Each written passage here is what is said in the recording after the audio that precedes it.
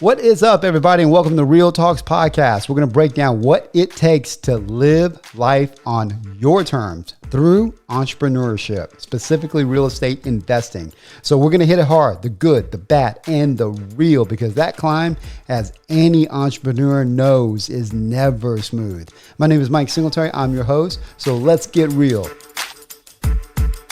What is going on, everybody? Today we have a treat for you. Our next guest today, in my opinion, is one of the most influential people in our space. He's a thought leader, a service pioneer in the real estate investment space. I don't get an opportunity to talk to him much, but when I do, I typically slow down because I want to absorb and process what he's saying. He's definitely had an influence on my life. I know he's had influences on other investors as well, because this message really resonates with entrepreneurs, which is how are we maximizing our time, and it's essentially living our life to the fullest potential and being a steward to not only our family, but our community. So without further ado, I want to introduce Mr. Trevor Mauch. He is the host of CarrotCast podcast and CEO of Carrot.com. You're probably using his website if you're a real estate investor. He helps over 7,000 real estate investors and agents stand out and generate highly motivated seller leads through their website tools and training. Trevor lives in Roseburg, Oregon, which is unbelievably important to him, which you'll find out, has 3 kids, and is passionate about using business to fuel your passion and amplify the impact that you want to make in the world. What's up, man? How are you, man? I'm doing great, buddy. I'm doing great. Yeah, I was pumped to see that you were launching this podcast and the topic of the podcast. I was talking with one of our big customers last week, and most of our conversation, 90%, was not about lead generation. It was about everything else around it. It was about getting real with the real challenges he's having in his business life, man. So I'm pumped that you're launching this and grateful to be on with you. Well, I mean, I thank you, by the way. Thank you for being on. We've had some really great guests. I'm super excited about talking to you, though, because I think this is something that it just resonates with you. I mean, you're a real person. One of the things that stood out, first time I ever even met you, I think was 6 years ago, and you did a presentation that completely blew my mind.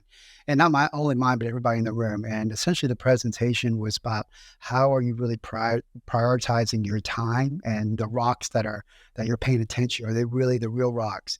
I don't know. Do you remember that presentation at all? I know you've done plenty.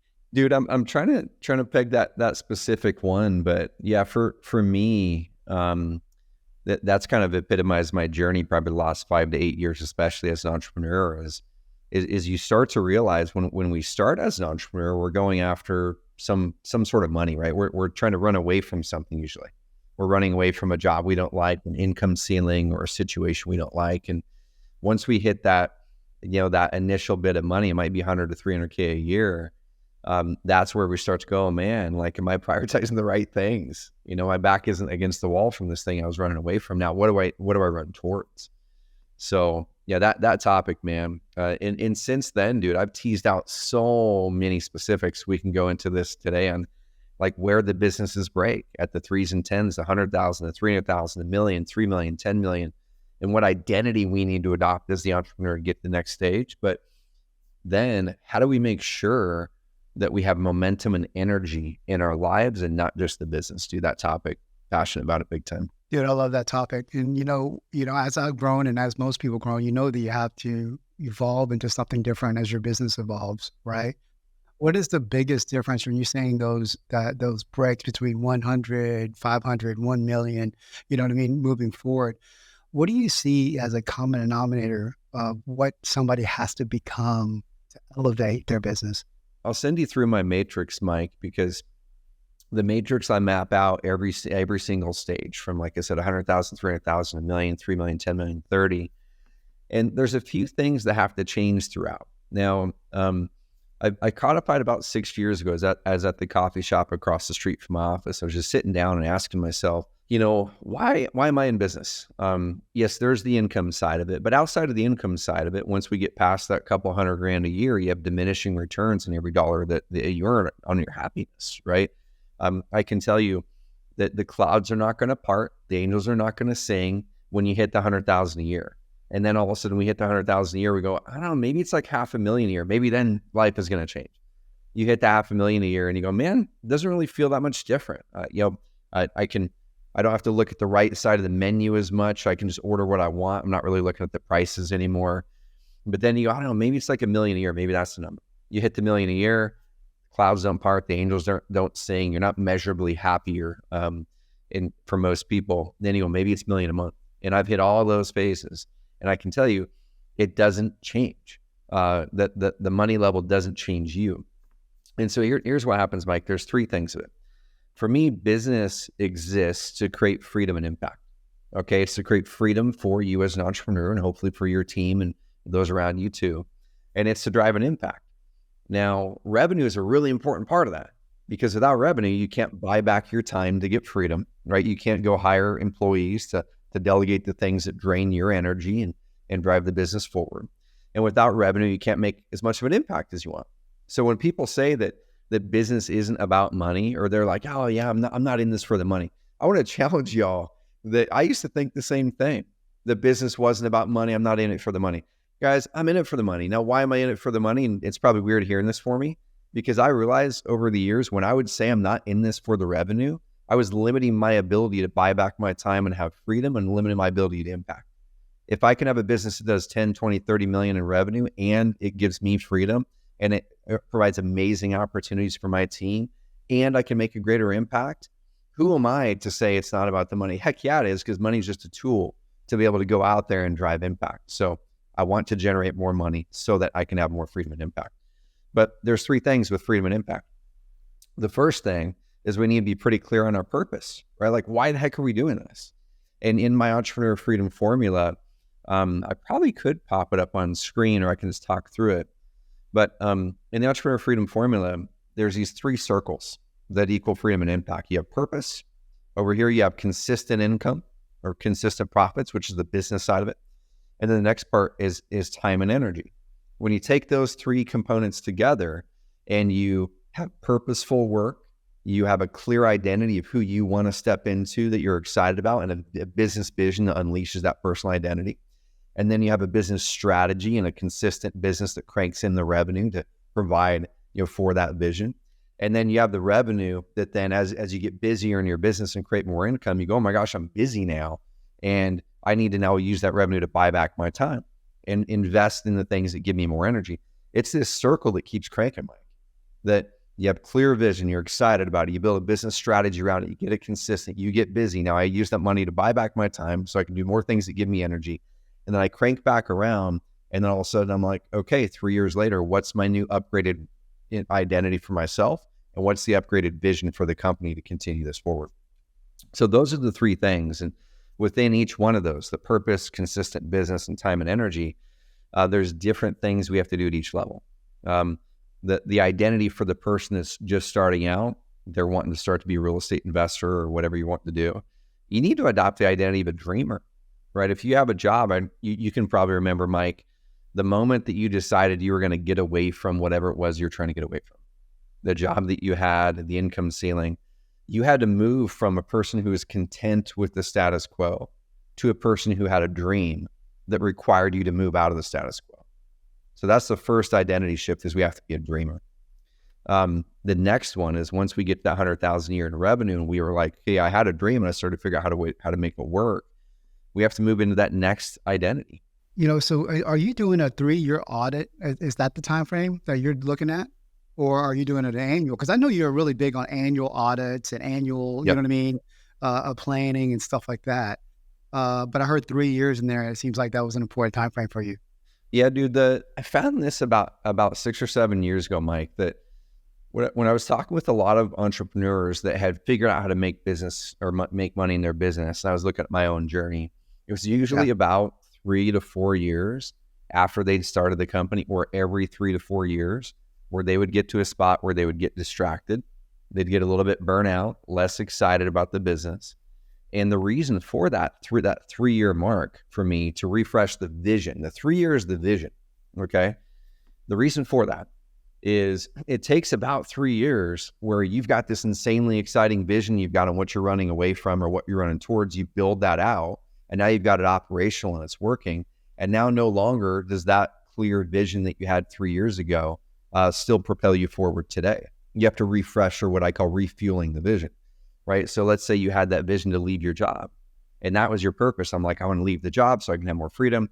You start the business, you start to get deals. About 3 years in, you might have that $500,000 or $300K or $1 million in revenue. You're no longer fueled by the thing that got you there, the fear of staying in this job.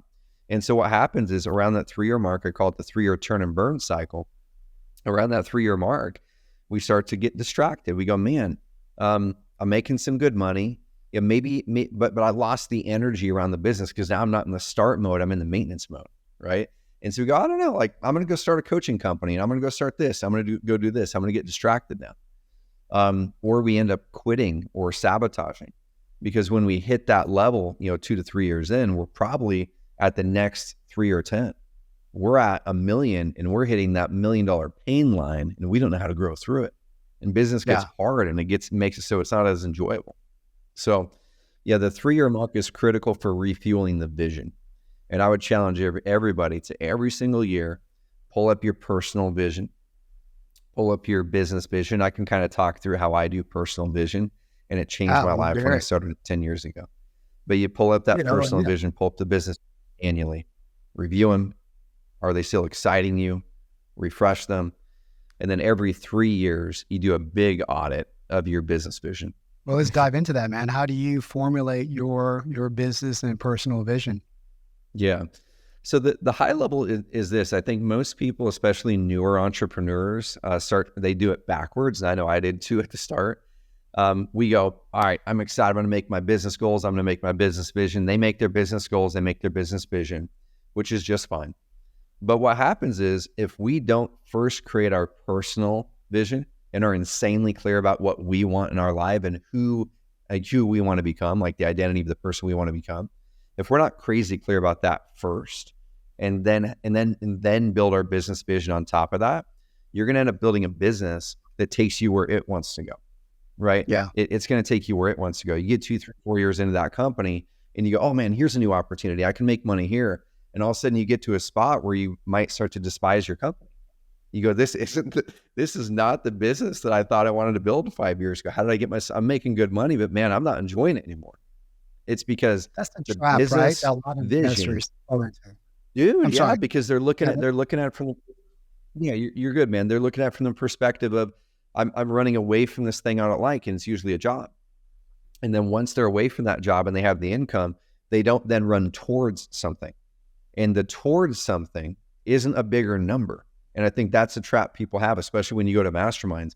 What people run towards when you go to a mastermind is they go, well, that person is doing 10 deals a month or 30 or whatever it is, or that person is doing $1 million a year and I'm only doing $500,000. So people start to run towards a bigger number. And that's where the bigger number is not going to lead to more happiness. So what we need to do instead is we need to run towards a future identity. What is that identity that we want to become? And the business is the tool to help us become the person that we want to become. Businesses are the single best tool for personal growth that I've ever seen. Like, you want to grow as a person, y'all, you build a business. And so what I do, Mike, to kind of answer, dude. So what I do to kind of answer that question more directly is I'd encourage everyone to create what I call a personal vision story. And the first time I'd ever done anything like this was 2008, the very first event that I'd ever been to. I was just kind of starting some of my companies. I'd owned some rental properties by that time. And I won a ticket. It was a $9,000 ticket to this live event in Orlando, Florida. Never traveled by myself at that time. Had never been to any type of event. And I get to this event. It was called New Beginnings by a guy named Rich Schefrin. And he's kind of an old OG internet marketing guy. A guy named Frank Kern was there giving this talk that ended up becoming a really famous talk he did.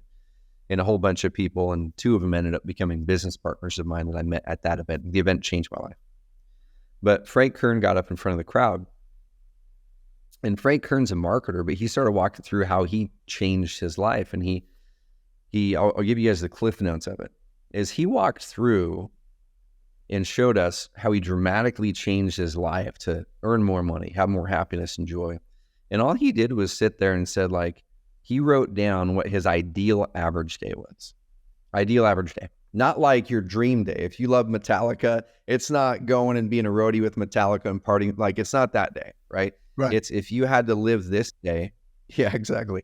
If you had to live this day for the rest of your life, if you had to, and it was structured this way, you'd be pretty pumped about it. Okay. And Mike, it's from the second you get up in the morning to the second you go to bed. And I'm actually going to grab mine. And this is key right here. I always have it with me.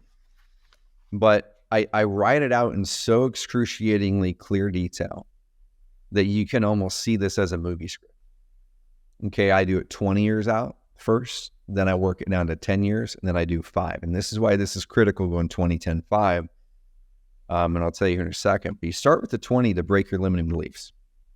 Because a lot of us, when we're mapping out our goals or vision for a company or ourselves, we have these limiting beliefs from the past that are influencing it. We go, well, man, I'm nervous to put that down, like that number, or I don't know how I could ever just have my job be that kind of work, or whatever it is, because we're getting influenced by what we know is true today.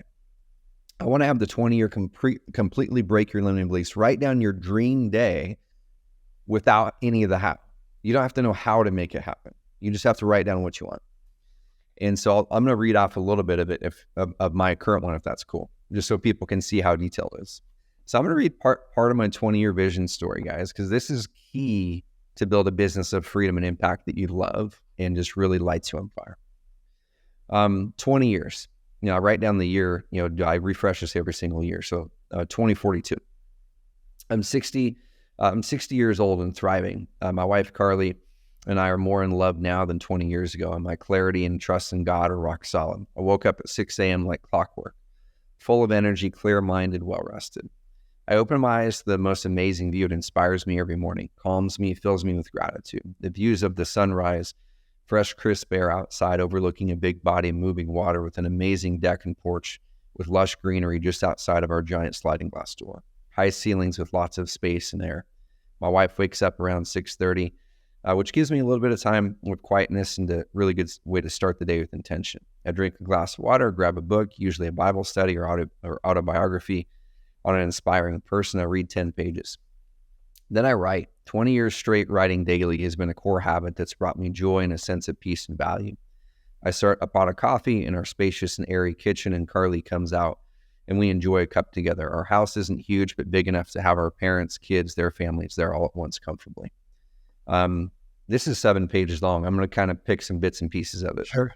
I bring my kids into it. McKinley, she's 13 now, but when I refreshed this earlier, she was 12. McKinley's 32. She's an amazing, strong, healthy mom of 2. So I'm projecting where I think my kids are going to be in 20 years. Okay. She lives nearby, has a supportive, strong, loving husband and great father to their kids. Sydney, my youngest, is a strong, confident 28-year-old, achieving amazing things. And Colton is 30 and just achieved his dream of his own ranch and a vet. I'll talk about my kids a little bit more. But then I go on to say, well, I go to work around 10:30 after a mid-morning workout at 9:30 with friends. Most days I work from my home office or on our property. It's overlooking an inspiring view, floor-to-ceiling windows. I describe that. But then I say some days I go to the office where my small local team works. My work consists of me reading, learning about interesting topics, researching history, trends, taking a couple calls and meetings each day with those that I mentor and invested in, and I create content. And then I talk about who I met with that day. Today I meet with my CEO who runs the umbrella company. This company owns all or part of $100 million a year revenue. We make such an impact on local communities and policy that we've been featured in magazines, TV. This just goes on. Okay, like I could keep reading this, but you guys get the idea how detailed it is. I go where I have lunch, who I have lunch with, what am I eating, exactly what type of work am I doing, what did I drive to work, where did I walk, the type of people I work with. The reason I want to make it so clear, y'all, is you've probably heard a bunch of things in there that when you read them with this level, and I'm going to toss over to you, Mike, with this level of detail, what you recognize is there's identity statements everywhere in there. When I say I read 10 pages a day, that's an identity thing, that I am a reader and a learner, right? It's not just the fact that I read 10 pages, that's an identity thing. When I say in there, about my relationship with my wife or my relationship with God, that's an identity thing. That's me saying, this is who I am as a person. It manifests as these actions. When I talk about the type of work that I do or the development projects we do, that's an identity thing. It says, I am a leader of people. I'm a person who launches and empowers people to run companies. I'm not the person who runs these companies. Now, I'm not stating that, but the powerful thing when you list it out like that is you pull back, Mike, in your vision story. It's not about goals. It's about identity. It's about who am I going to be? And then I work it back to the 10-year. What does my ideal average day need to be like in 10 years if I want to reach that 20-year? And then I go, what's my ideal average day in 5 years? And I do the same thing. From the second I wake up, the cool thing is here, dude, as you work it back, it makes you think. You go, okay, so if that's where I want to be in 20 years and I'm working back to my 5, and I go, where am I waking up? Is it the same place I'm waking up in the 20, or is it different? Is it the same business or businesses, or what does my job look like in 5 years? And this is where it's so powerful, dude. And I did this when I did this 3 or 4 years ago, and I kept reading that 20-year. The 20-year, you'll clearly see I'm not running any business in 20 years or in 10 years when I wrote that originally. And I started to come up to that 10-year mark from the time I had first written my first version of this. And in that 10-year mark, it was 3 years out from a few years ago. And literally in it, it said that I don't run any of my businesses. At the time I was reading it 3 years ago, Mike, it's like I was still running my businesses. And I go, okay, as I'm looking at my business vision now 3 years out, what needs to be true about my business vision to support this life vision? And that life vision influenced my business vision at that time. I said, okay, I need to learn how to buy companies. I need to learn how to hire executive leaders so I can step out of the day-to-day, because that's where I really want to go. What did I do? I hired a COO who owns the company today. We bought our first company, learned how to integrate a company, learned a lot of that process. And that's because I'm clear on that vision. Your personal vision influences your business vision. Your business vision fuels your personal vision. And that's where I think a lot of people get it wrong. Does your 20-year personal vision ever change? Do you ever read that 20 years? So you wrote this how many years ago? I can't remember what you said. Yeah, I wrote it first about a decade ago. About a decade. Does that ever change? Yeah, I wrote it first about a decade ago. Okay. And I do believe for it. me, it hasn't. Believe it. Yep. I'm Yeah. sorry, So for me, it hasn't dramatic. You're good, man. It's probably on my end, and I apologize for that. For me, it hasn't dramatically changed. What I can say is every year I take this, and on New Year's Eve, usually I refresh the vision. I'm going to go read through it, Mike. And if it seems like anything just really changes, usually what changes, Mike, is as I drop more limiting beliefs. I read that thing again. I go, oh man, I read that. I wrote that thing, and I had these limiting beliefs. I didn't even realize I had them there. That I didn't believe I could think big enough to do these things. So then I'll flip the page over and I'll rewrite my whole 20-year vision. And so I wouldn't say that it changes measurably. I would say I refine it, and I tend to recognize and realize where I'm holding my vision back with my current beliefs more and more. But it's probably 85% the same that I today that I wrote 10 years ago. That's super powerful, man, because I mean, I know in my life, everything that I have was something that I already saw in my mind's eye, right? I saw the life that I have right now. Anytime I have a problem with something, be it in business or anything, it's just because I couldn't visualize it and see it first, So I'm a big proponent of like seeing the future. Now I haven't gone in as much detail, and I'm going to, truthfully, because I feel like it's so powerful to, I don't know if manifest is the right word, because I feel like whenever you can feel it and sense it, it automatically your life just kind of leads that way anyways. And going back to your journals, like it's almost like a beacon, and you're reviewing like, what are my actions, doing to get to this end goal, right? So that's amazing, man. I'm going to start doing that 100%. What, because you're a man, like you're on purpose for your purpose, right? So how about the guys that, like we touched on before, where, we come in here to get freedom, then we create this job, we can't get out of it. And all of a sudden we create this trap that some people feel, or they're not even in real estate. They're in another 9 to 5 and they're like, how can I do this? Right. They're in this cycle of negativity or doubt or whatever the case is. What would you give them as advice? And what's the first thing they should do to try to get out of that cycle? Dude, the first thing for me, and I'm going to go back to identity again. I've been so deep on identity the last year or two. The first thing for me is we have to want to transcend the current identity and the current situation that we're in the first place. If you don't want to become a better, different person, then you will not get out of that situation. Right? I think a lot of people talk about or complain about their situation.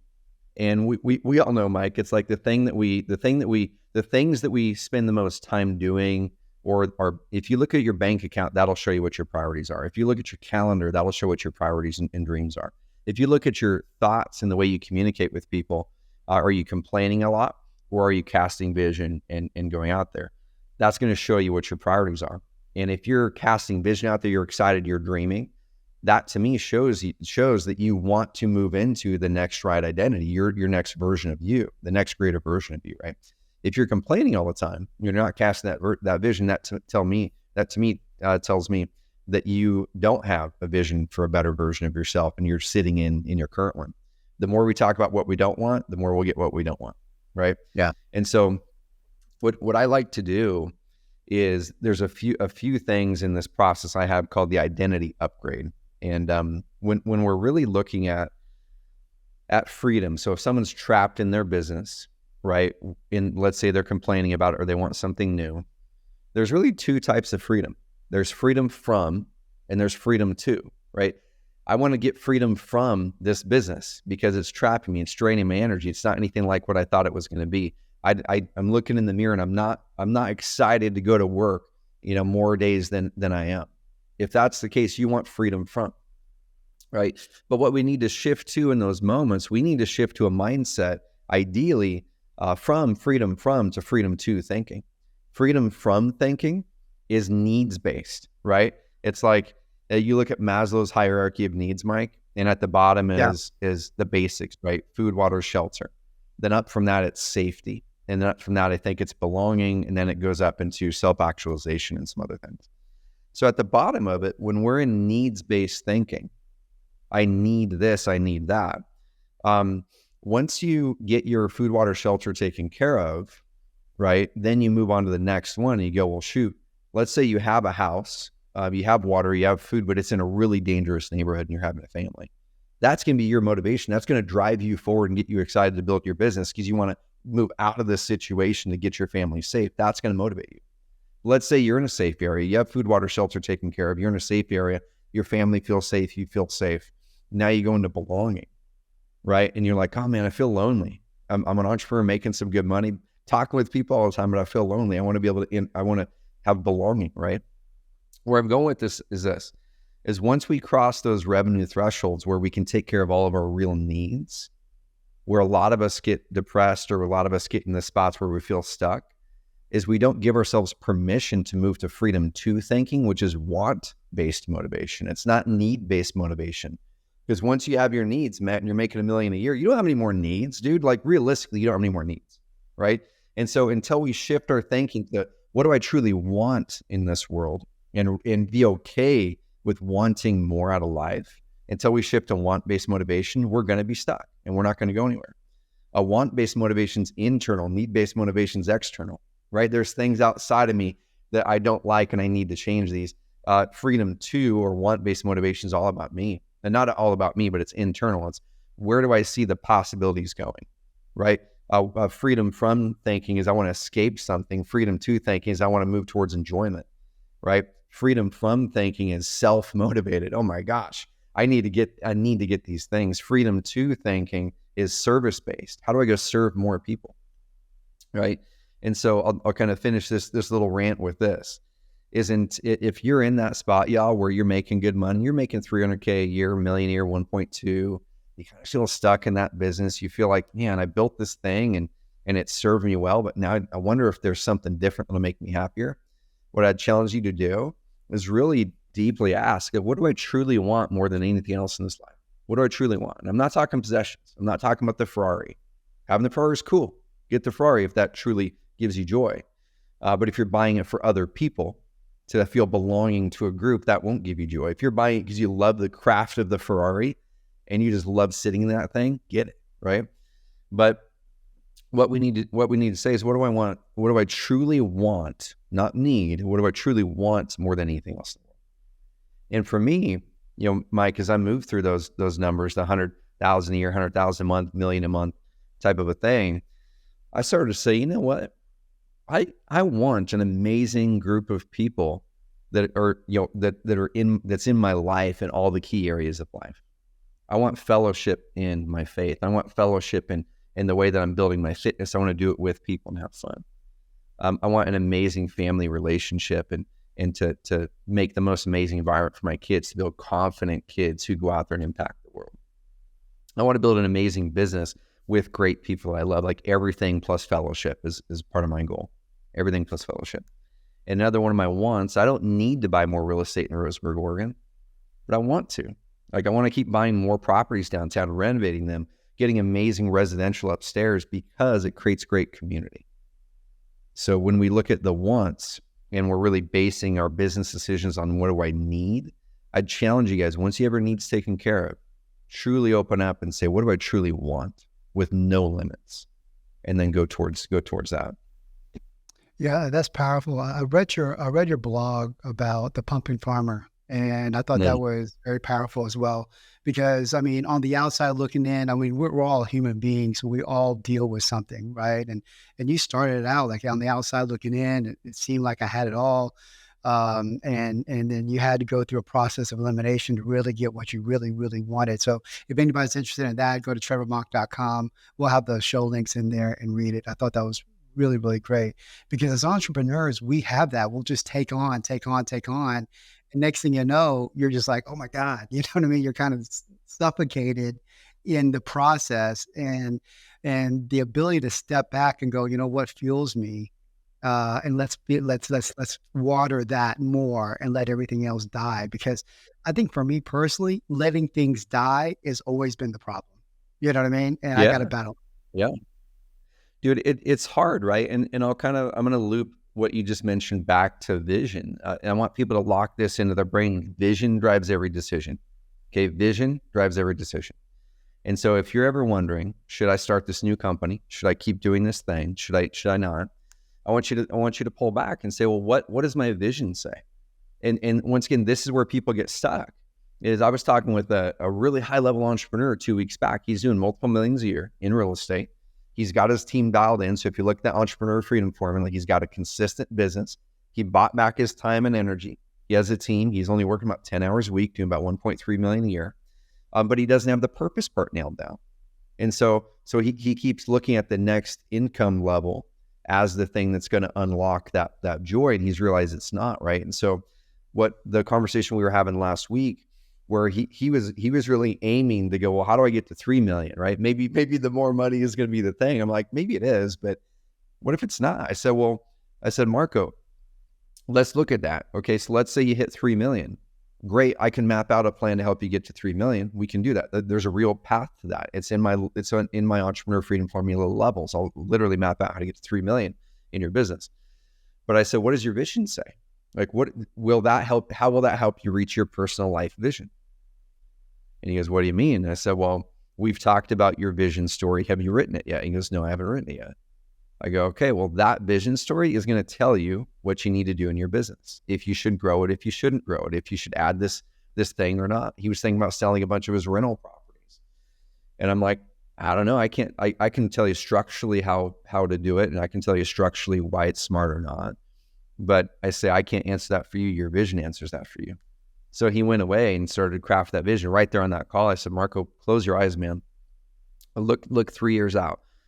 just without writing it down, tell me, what does that day look like? Like if you had to map out that ideal day, just blurt it out to me, man. Whatever comes to you. What does your work look like? What type of time do you spend with your family? What type of activities are you doing in work? Are there things that excite you that you want to impact in the world that you're not right now? He just started listing it all out. I'm like, dude, amazing. That's the start of your vision story.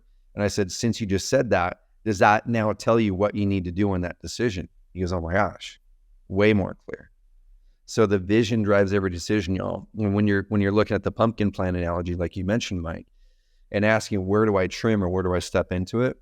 Well, we say, what does my vision say? And is my vision going to take me there? When I had to make that decision, do I buy a company or do I hire a COO or do I just buckle down and learn how to be a better operator? I'm like, I don't want to be an operator because this is the vision I have for the type of work I want to do, is me literally talking to my leaders, but I have no deliverables from any of my companies is my goal, because I've met people like that. And I think that's a key, Mike, is oftentimes people go, well, is it realistic? Is it realistic for me as a person who's running, businesses doing multiple 8 figures? Is it realistic that I literally go to work at 10:30 and don't have any deliverables? The thing that I do is I go, are there people already doing this? Like, are there examples of people in the world in somewhat similar situations to me who are doing it that way? And I go find them. And I go, yeah, there's literally this guy I've met in Atlanta, Georgia. He runs something called the Atlanta Tech Village. I spent half a day with him. He's close to a billionaire. He's doing exactly what I want to do.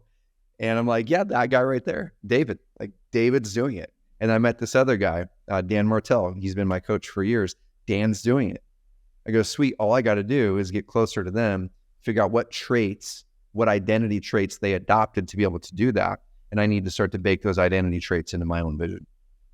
So look for the example to vet and verify what you want to do. That breaks the limiting beliefs, and then step into really making sure that vision's clear. Yeah, I love Dan Martell's stuff. He was my coach for a little bit as well. Let me ask you this. Let's go back a little bit. As you're going through your journey, what was some of the things that you look back at that time was catastrophic to you? And then how did you overcome it? What was the biggest lesson you learned in that process? Yeah, that's a good question, man. There's been a lot of them. So I started my first real company outside of just buying real estate in the holding company. I started my first real company, would have been in 2008, the same year that I went to that live event. That company ended as far as me being involved with it in 2012. So I think the first kind of catastrophic thing at that time, now looking back, I'm so grateful that it happened. But at that time, it was, I had hit the 3-year turn and burn cycle, didn't know what it was at that time. I got stressed out. I lost my fire for that business, lost my vision. I didn't have a clear vision. I got distracted. I invested in 2 companies, lost a bunch of money, and started 2 software companies with a buddy of mine, Chris, who I met at that first event that I went to. One of the companies went belly up in 2013, completely belly up, lost my money there. And the other business I thought was going belly up because it wasn't heading the right direction. And so then that's the time period where I shifted, reprioritized where I was going to go, and started Carrot. Now, that time period, 2011 through 2013, my personal income 10x'd the wrong way. It went from about $250,000 a year in income to literally, I remember finding when we were moving into this house in 2016, I found my tax statement from 2012. My personal tax statement showed $27,000 in income in 2012. Wow. 2 years prior, it was over $250,000. So I 10x my income backwards the wrong way. That was pretty sobering. Yeah. But that was also around that time period when I found the pumpkin plan, when I said, I'm going to hone in, I'm going to focus in. And it's so cool how things work out that I want to give hope to people that oftentimes in order to go up, you've got to go down first, right? If you are in a really tough spot, your business is going down. If you're in a tough spot, I want to give you permission that sometimes in order to increase your income, you have to decrease your income first. Where people get stuck in their businesses that they hate and they don't want to adjust the business. is they're afraid of taking their $250,000 or $500,000 a year income and cutting it in half or cutting it in 90%. And they're like, well, oh man, I'm already making this. I don't ever want to go backwards from this. So I'm just going to keep doing this thing that I don't like to do because it's consistent and I know it. I want to give you permission to ask yourself, well, will this business get me to my personal vision? If you're convicted that business won't, get rid of it, get out of it, sell it, stop it, even if it cuts your income by 90%. The analogy I want to give to people, there's 3 or 4 times when I did that over the years, but I want to give this analogy to people. Pretend like there's a seed, right? You've got this seed in your hand. It's an apple tree seed. And that seed is just a seed. It's not a tree yet. It's not an apple. I can't take that thing, cut it up like an apple and eat it. But that thing is the thing that's going to create the fruit later, right? And so the seed is potential. That's all the seed is this potential. So I place the seed into the ground. I water it. Nothing happens above ground for a while. But I'm doing work. I'm watering it. The very first movement that seed has is downwards. When a seed is growing, it doesn't sprout up first, it goes down. There's so much movement happening downward to create the foundation before it can ever go up. Then eventually it sprouts up, right? It grows up into a tree, you've got the fruit. Now I'm going to give you the next analogy. Now you have a little tree, you have a little bird. A little bird finds a tree, makes a nest in there, has some baby birds. There's a few baby birds up there. The mama's out there flying, finding food, and eventually the baby bird's going to get up towards the edge of that nest. What does the baby bird do? It looks out there. It goes, okay, I've been kind of working my wings, but I don't know how to fly yet. I've never done it, but I can see that my mom's doing it, right? So looking for that example again. The baby bird perches up on the edge of that nest, takes that leap of faith. Where does the bird go first? It goes down. The bird goes down. It's flapping. It's working hard. Eventually it catches, then it starts to soar. There's so many examples in this world where in order to go up, we've got to go down first.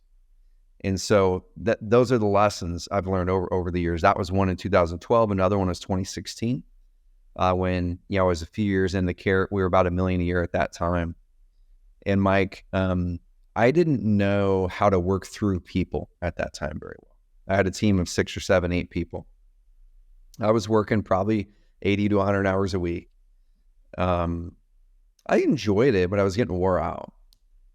And I remember one day after a 3 a.m. night finishing an article to get out there and some other work, I remember saying, for months, if not the year or two prior, like, hey, I can sacrifice. I can sacrifice my sleep. I can sacrifice things as long as my family doesn't sacrifice. So I would come home. I'd put the computer away. We'd have dinner. I'd hang out with my kids and my wife, watch a little bit of TV. She'd go to bed at 10:30. I'd open up my computer going, cool, I'm family time isn't being sacrifices on my time. I'd stay up until 3, sometimes 4 in the morning working. So we get in the car to drive a few hours away to my parents' house, middle of the day. And I've got my 3 kids in the back seat and my wife up front. She was reading. And a road that I've driven on 1 million times, I didn't feel like I was tired. I didn't feel like I was going to fall asleep. And in that moment, I remember just blacking out. I was asleep.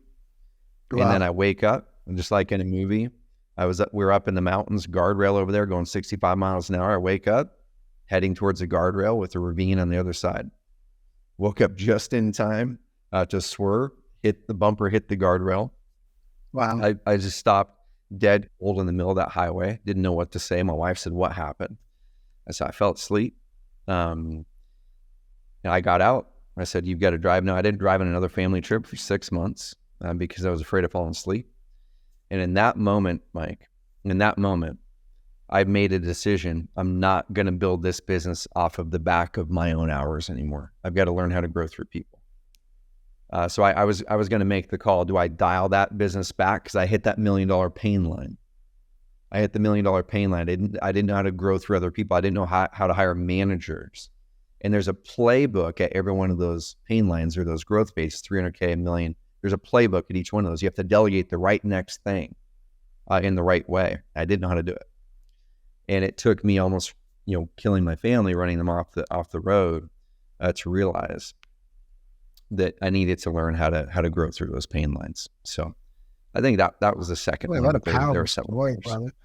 I mean, what a powerful story, and what a wake up call that must have been for you. You know what I mean? It's like, thank God, right? Yeah. I mean, thank goodness that Mm, God was protecting you guys in that moment. So, and I'm a yeah. believer, so it sounds like you are as well. So I don't have a Yeah. problem. I Oh love yeah. talking about, you know what I mean?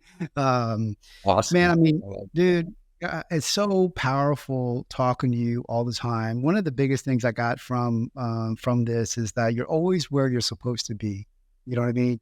it. And that you Mm, have to have a strong vision of where you want to go. But all the things that you're going through to get there, ups and downs and stuff like that, don't feel bad about it because you're really where you're supposed to be, right? And have a little bit more intention with your actions and a little bit more clarity with what you want out of your life.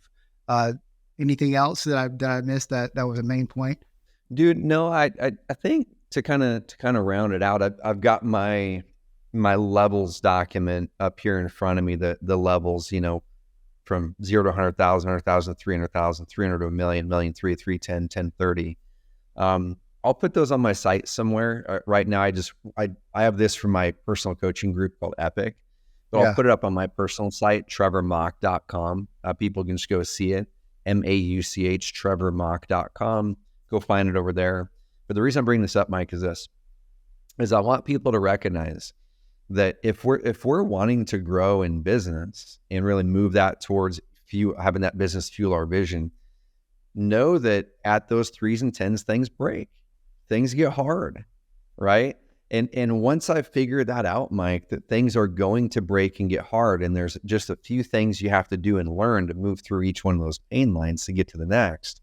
And learning those is going to help you be a better leader and a better person. That I started to be okay with things getting hard in business because I saw it as not, oh my gosh, things are hard again. Let me move backwards into one of the 3 P's that happens when we hit those pain lines. Or one of the S's, we either sabotage. We go, man, this is getting hard. I'm going to inadvertently not answer these calls and I answer these emails because I know when I do, it's going to create more pain. Or we go to sell the company. Oh my gosh, this company is getting hard. I don't like it anymore. I'm going to find someone to sell it to. Or we settle. We say, oh my gosh, this level, man, the business was way better when I was doing 750,000. I enjoyed it more. I'm hating life at 2 million or whatever. Let me settle and go back to 750,000 or whatever. Those 3 things happen at the pain lines. The reason I'm bringing this up is I want you guys to know and recognize that's normal. Yeah. If things are hard, it's normal. If It's you're supposed to be stuck at one of hard. these pain lines, yeah, it's supposed to be hard.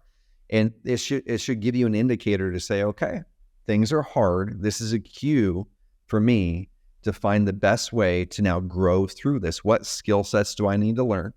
Number 1, who do I need to surround myself with? What peers do I need to get around who have learned how to grow through this? Okay. And what identity do I need to step into to be the person who can lead a company that you love leading at that next level? What's my identity? What's the peer group? And what skills do I need to learn? So guys, if it's hard, it's normal. Step through that, use that as a growth opportunity, and make sure you're really clear why you want to keep growing that business and how it connects to your vision. Yeah, that's very powerful, man. Dude, I embrace that so much. Our family motto, if you talk to my kids right now and go, and I got this from Dan Martell, right? And it was Yeah, like cool. cemeteries do, and then they'll say hard things, but they're young, so they don't really Yeah. understand what a hard thing is, right? And so I borrowed this from Hamosi whenever they're going through something hard, and I'll go, hey, Emma, this is what a hard thing feels like. And you see that light bulb goes off on them, right? So Mm, I yeah, feel as if dude. one, you gotta embrace the hard. I mean, because you're never gonna have anything without it being a little bit difficult. 2, if you have children, Yep. if you can find a way to integrate that into their psyche, I feel like it's such a big Mm, help because it's really helped us quite a bit dude. in helping raise our children. Heck yeah. I love it, man. I love it. Also, man, well, hey, listen, thank you so much for your time. They can find you everywhere. I know that, right? But is there any Yeah. specific place that you want them to go to? I'll leave it in the show notes. Yeah, dude, for sure. Carrot.com. Yeah, that's where we have all of our marketing stuff. But I've got a lot of this type of stuff on our podcast. So you can go find the Carrot Cast, just carrotthevegetablecast.com or look it up on Spotify or Apple Podcasts. And I talk about this kind of stuff, dude, on my Thursday. I call them truck talks, literally cell phone, talking through these types of things on there. I am launching a new podcast where we're taking the truck talks out and making it its own full podcast now called the Entrepreneur Freedom Formula. That's coming out here shortly. But yeah, check me out there. I think the last part, Mike, where I really engage with people a lot is on IG. So you guys can find me Trevor.Mauch. That's Mauch on IG. Hit me with a DM. Happy to send you this levels matrix so you can kind of see what those pain lines are, how you grow through them, what the identity is you need to shift into. Ben, if you want to give us a link on that, I'll be more than happy to put that in the show notes as well. Completely up to you. But man, I appreciate you, Trev. And hopefully I get to see you soon. I want to go check out your truck talk. So I haven't listened to that one. I've definitely listened to Carrot Talks. But I thank you, and man, peace out. So that's a wrap. Thank you everybody for tuning in, and I hope you received value from this episode. If so, please share this podcast to your brothers and sisters, and also hook up with us on Facebook, IG, and YouTube at Real Talks. That's REIL Talks. Until next time, my friends, keep it cool, keep it real, and peace out.